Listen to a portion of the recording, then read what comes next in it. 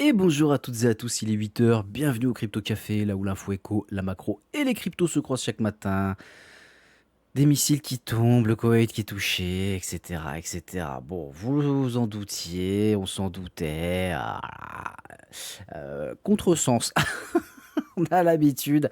Ça encaisse pas mal de TP, ça termine un trade en short sur BTC. Il y en a un nouveau qui est rouvert, bien évidemment. Bon, bah écoutez, je crois qu'on a déjà pris 3 TP dessus. Maintenant, on se précipite pas. Attention, on va voir où ça va aller. C'est pas fini. La guerre qui reprend de plus belle. On s'en doutait, hein, bien évidemment. Donc, on fait attention. On fait pas n'importe quoi avec les annonces qu'il peut y avoir, tout simplement. Allez, en attendant, on démarre le Crypto Café.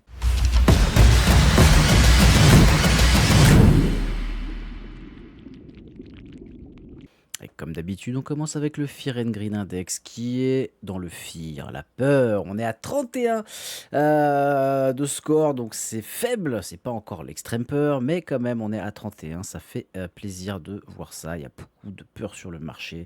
C'est normal. On va regarder le prix des cryptos tout à l'heure. Je pense qu'on va se marrer un petit coup quand même. À côté des ETF, moins 200 millions sur Bitcoin. Allez, ça continue, ça sort en masse de Bitcoin côté des ETF. On a la Bitcoin dominance qui continue de tomber légèrement à 59,6%, l'Ethereum à 9,7% et les autres à 30,6%. Les autres qui prennent, et vous vous en doutez, il y a quelqu'un qui prend un petit peu de, comment dire, de dominance. Donc on va le regarder à la fin de cette matinale en graphique, bien évidemment. Allez, côté du prix des cryptos ce matin, on a un Bitcoin qui est à 73 000 $. On est passé juste en dessous tout à l'heure. Écoutez, on verra ce que ça dira. Il faut pas se prendre la tête. Il faut rester zen, hein. On est à 73 000 quand même dollars. Moins 3,20% pour Bitcoin. Ethereum qui passe la barre sous les 2000 $. Eh ouais. Eh ouais, eh ouais, eh ouais, eh ouais. On est à 1980 $. On perd 4,40%. Ça rend dingue. Ça rend dingue. Oh, les achats. Il va bientôt y avoir des achats, les gars. Je vous le dis. Il va bientôt y avoir des achats. Et ça va être sympathique, cette affaire. Allez, qu'est-ce qu'on a de sympatoche ce matin pour regarder un petit peu Solana à 80 $. Il va aller bien plus bas, mon petit coquin. Ben oui. Ensuite, on a quoi? On a Hype qui perd 5%. On est à 57 $. ZEC qui perd 5% également, bien, quasiment 6 à 536 $. Qu'est-ce qu'on a d'autre? Écoutez, c'est bien rouge, hein. Pour mon plus grand plaisir, je vais pas vous mentir. En short de partout, donc très clairement, ça fait du bien. Chainlink à 8,88 $. On est à moins 5%, 25. XLM, wow! XLM, rien à foutre. Bon, on va essayer de trouver la news. 15%, 15,66%, incroyable, c'est pas mal.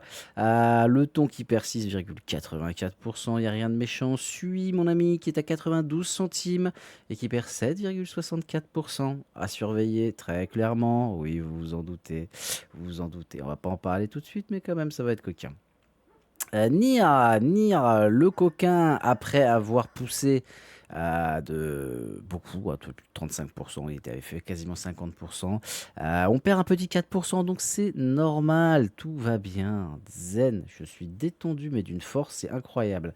Tao qui perd 5%, CRO qui perd 3,5%. Qu'est-ce qu'on a d'autre de sympatoche? Ondo qui perd 12,80%. Lui, il a pris une clacasse. Allez, bra! Grosse clacasse de l'espace, ça fait plaisir. Polkadot qui perd 4,60%. Est-ce qu'on a d'autres choses un peu croustillantes ce matin? Non, rien de plus. Allez, AVE quand même qui perd quasiment 4%. Rien de méchant. Ah si, ah quand même. Ouais, c'est hors top 50, ça perd des 9-10% par-ci par-là. Bon, pas vous mentir que si ça pète encore plus fort, etc., etc., vous vous en doutez, hein. On va se le garder pour plus tard, on va rester zen. Je pense que c'est que le début. Côté du calendrier économique et le secteur traditionnel aujourd'hui, en plus, en cette dernière semaine du mois de mai. Oh là là là là, bah oui, ça continue. Là, il y a tout qui est en train de s'empiler, c'est génial. L'effet domino, j'adore. On aura à 14h30 les PCE Core mensuels et annuels, attendus avec une très légère hausse pour les annuels. Bon, on verra. Moi, je pense que ça sera plus haut. PIB trimestriel attendu avec une hausse. Bon, on verra, parce qu'on avait fait quand même une très grosse chute le mois dernier. Bon, c'est encore le communiqué préliminaire, hein, bien évidemment. Donc, on surveillera ça quand même avec grand intérêt. Kevin Warsh qui a commencé à causer un petit peu à droite à gauche, qui dit que la Fed regarde trop les chiffres et regarde trop les chiffres après la virgule. Bon, en même temps, entre 3,2% et 3,8%, il y a une grosse différence. Mais bon, c'est Kevin Warsh.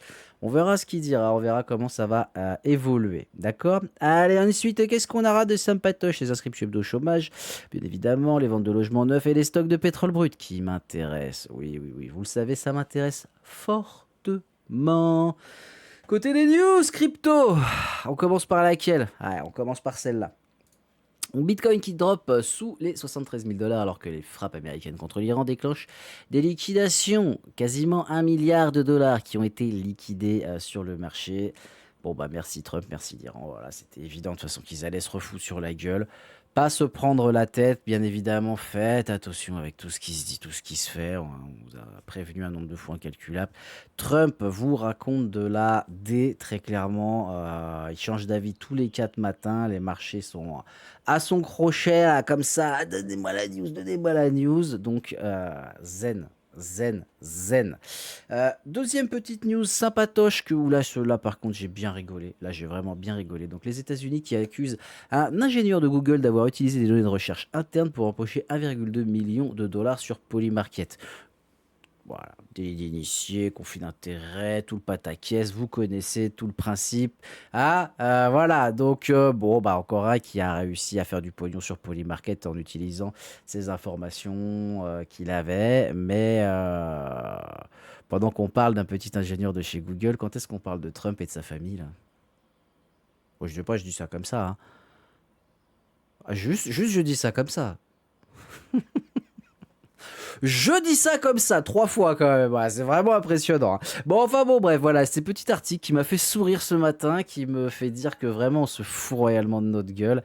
Les mecs font des délits d'initiés à ciel ouvert, tout le monde le voit, mais c'est Trump, on peut rien dire. Voilà, je dis ça comme ça, c'est magnifique, c'est de toute beauté, ladies and gentlemen. Allez, un article par contre qui m'a pas fait sourire, mais qui m'a fait kiffer. Très clairement, c'est ça. Les tribunaux chinois qui étudient des nouvelles règles crypto face à l'augmentation des cas, comment dire, alors il n'y avait pas trop la traduction ce matin, je suis réveillé un peu en retard, mais en gros, il y a de plus en plus de jugements qui se font en Chine pour les utilisateurs de crypto-monnaies. Parce que vous le savez, là-bas, c'est interdit, que ce soit le minage, la détention, l'utilisation, blablabla, parce qu'ils veulent que ce soit le yuan numérique et qui soit mis en avant et tout le patacoufin. Ce qu'il faut comprendre, c'est que ça faisait longtemps qu'on n'avait pas trop entendu parler de la Chine. Et ça, croyez-moi, on va pas beaucoup en entendre parler pour le moment, je pense. Par contre, c'est très intéressant parce que ça veut dire que la Chine remet en avant les crypto-monnaies. Ça veut dire que y a une réglementation qui va peut-être évoluer. Calmez-vous, je suis pas en train de dire qu'ils vont relégaliser les cryptos, blablabla.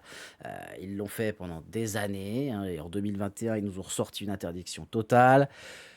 Mais il y avait certaines règles, enfin bon, c'est un coup où je t'aime, moi non plus, etc. Vous connaissez. C'est très intéressant de voir ça parce qu'à Hong Kong, il y a énormément de régulation qui est faite, que ce soit envers les stablecoins, envers Bitcoin, etc. Et je pense qu'on pourrait arriver à un stade où Pékin n'a pas envie non plus de se laisser devancer, que ce soit par les States, que ce soit par d'autres pays. Les Chinois, quand ils bougent très vite. Ils bougent très souvent dans le silence, mais ils bougent très vite. Et là, je trouve ça très intéressant. Donc, pourquoi pas, je spécule, mais pourquoi pas avoir de très grosses surprises d'ici cette fin d'année, peut-être début d'année prochaine, avec la Chine qui pourrait commencer à reconsidérer l'interdiction des cryptoactifs. Alors, pas tous, bien évidemment. Ils sont quand même très réservés là-dessus, entre guillemets. Donc, je pense qu'on va avoir de très grosse surprise avec ça et il va falloir surveiller, avoir des informations, ça va être compliqué, mais c'est pas impossible, d'accord? Donc à surveiller très clairement, j'adore cet article et il faudrait que ce soit plus mis en avant parce que ça peut être très, très bon pour la suite, des cryptos. Si ça reste comme ça, en fait, ça va rien changer puisque de toute façon, ça l'est c'est déjà comme ça. Mais si ça vient à bouger, mmh, on va le prendre. Oh, ça va être incroyable. Allez, petit tour du côté des graphiques ce matin. Ah, je vais pas vous mettre celui-là, je suis pas coquin à ce point-là quand même, faut pas déconner. Côté du Bitcoin, bah écoutez, voilà, hein, on l'a eu, la fameuse, je vais pas la redire après on va encore me mettre des pièces. Petit gap qui a été ouvert en daily. Léger gap, hein, très très léger gap ici qui est ouvert. Bon, ça m'inquiète pas, on a laissé un petit gap ici. Ça me rappelle des petites zones hein, qu'on avait faites, voilà, comme ça, regardez, des petits gaps, gros gap, hop, énorme. Ce que je vous dis, voilà, hein, c'est qu'en plus de ça, là, sur les contrats à terme sur Bitcoin, donc le CME, ben, on est en train de péter notre EMA qui est ici. Hein, on est en train de la casser. On est en train de la casser. Alors, si on regarde sur ce graphique-ci en daily, bah, on l'a cassé aussi. Bon, bah écoutez, voilà. Qu'est-ce que vous voulez que je vous dise? On l'a cassé aussi, ça y est. Bon, bah on pète tout. On pète tout. On recroise à la baisse. Est-ce que on va avoir un vrai croisement ici? Hier, je lisais des articles sur les Golden Cross, blablabla, blablabla. Ouah. Ah, je sais pas pourquoi. Hein. Je pense que ça va être très coquin. Je pense que ça va être très coquin. En tout cas, on va se préparer à bientôt acheter, très clairement. Très clairement, là, ça commence à devenir très croustillant pour moi. On est encore haut sur les prix, je ne vais pas vous mentir. J'attends toujours des targets beaucoup plus basses. Voilà, vous le savez. Bon, peut-être pas ici, il faut pas déconner, mais pourquoi pas aller taper cette zone-là. On a une superbe trendline si on la regarde comme ceci. Pourquoi pas venir avec le temps. Hop, on va juste enlever le petit aimant, faire quelque chose comme ça. Donc on a fait notre petit truc comme ça. Tac, tac, tac, tac, tac, tac. Et peut-être quelque chose comme ça. Ça pourrait être incroyable d'avoir quelque chose comme ça. Alors bien évidemment, ça ne va pas se faire sur aussi peu de temps. Hein. Pourquoi? C'est parce que maintenant qu'on va casser ça, on a commencé à le casser, on pourrait avoir également quelque chose comme ça. D'accord? Tac. Et après commencer à répéter gentiment à la hausse. Là, on va rentrer dans une zone très lente, je pense. Je pense, en tout cas, c'est mon avis. Est-ce qu'on ira chercher plus bas ou non? On verra. De toute façon, comme je vous ai dit, si on retourne sous 60 000, toutes les zones, vous les achetez. Vous ne vous prenez même pas la tête. Je veux même pas avoir la question de machin, de nanana. Si on retourne sous 60 000, toutes les zones, vous me les achetez. Et vous prenez pas la tête. Oui, mais si, mais machin, etc., etc. On descend à 30 000, achetez. On descend à 40 000, achetez. 50 000, etc., etc. Voilà. Voilà, point. Vous n'aurez jamais le point bas complet. Vous ne pourrez pas, vous n'allez pas faire all-in sur le point bas. Vous n'aurez pas les couilles de le faire. Personne. D'accord? Donc, vous prenez pas la tête. Si on y va, on commence à balancer la sauce. Si on voit qu'on commence à stagner, on commencera à accumuler pour Bitcoin. Maintenant, pour Ethereum. Bah, écoutez, Ethereum, j'ai envie de vous dire, on pète ma petite trendline. Bon, moi, personnellement, je m'en fous. Vous savez que j'ai un achat ici qui a déjà été fait pendant la première chute. Si on vient chercher plus bas, encore une fois, allez, on y va! On y va! On commence à accumuler. On commence à accumuler. C'est tôt, je vous mens pas, hein, c'est tôt, c'est un peu plus tôt que ce que j'avais prévu. Si on va chercher plus bas après, on accumulera. Et c'est pour ça que vous ne devez pas y aller en une fois, en deux fois ou en trois fois. Non, vous prenez le temps. Chaque semaine, ou toutes les 2 semaines, si vous préférez, bah, vous mettez un petit peu de votre portefeuille et vous commencez à rentrer dedans. Vous allez lisser votre prix d'entrée. Et par la suite, eh ben, quand on aura vraiment pété à la hausse, on commencera à vendre. Sur certaines zones, on ne vend pas tout en une fois et on lisse notre prix de sortie. Voilà, c'est comme ça qu'on fait de l'investissement, tout simplement. Qu'est-ce qu'on aura d'autre à regarder? Bah écoutez, si on va aller faire un petit tour quand même sur mon USDT dominance. Je vous en ai parlé en début de matinale. C'est ici que ça se passe très clairement. Et là, bah, on a bien pété cette traîne. Hein. On l'a pété gentiment mais sûrement. On est en train de valider notre espèce de bull flag sur l'USDT dominance. Alors pourquoi pas? On verra comment réagit Bitcoin, réagisse, etc., etc. pourquoi pas maintenant avoir quelque chose comme ça et ensuite venir péter à la hausse pour aller chercher peut-être un plus haut, pour aller chercher peut-être des infos, des machins. On verra. On verra. En tout cas, c'est pas mal. Si on va chercher cette zone-là, les gars, sur l'USDT dominance, croyez-moi que... Ah oui. Oui, oui, oui, oui, oui, oui, vous avez l'idée. Vous avez l'idée. D'accord, donc on fait attention, on fait pas n'importe quoi, on ne se précipite pas. Crypto Jérém va sûrement poser d'autres calls. Ne vous jetez pas dessus, respectez le money management qui vous a envoyé dans le PDF. D'accord? On fait pas n'importe quoi, on rentre pas dans la peur ou dans l'euphorie, ça sert à rien, ce sont des émotions sont vos pires ennemis. Et surtout, si vous n'avez pas les capitaux nécessaires pour faire du trading avec des leviers ou quoi, ok, restez sur l'investissement simple, basique, zen. On a le temps. Ça va bien se passer. Allez, ladies and gentlemen, on est jeudi 28. L'Iran et les USA se remettent en guerre. Les marchés vont ouvrir dans le rouge.